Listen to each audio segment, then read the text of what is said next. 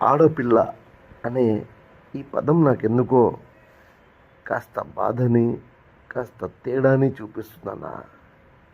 ఎలాగంటే ఇక్కడున్న మన పిల్ల ఎప్పటికైనా ఆడికి వెళ్ళిపోతుందనే ఒక బాధ,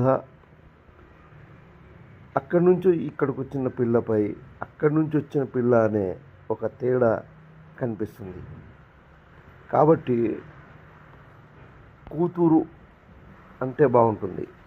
ఎందుకంటే కూతురు కంటికి ఇంటికి వెలుగే కాదు, కలత చెందిన తల్లిదండ్రుల మనసుకు ఓదార్పు కూడా. అందుకే కంటే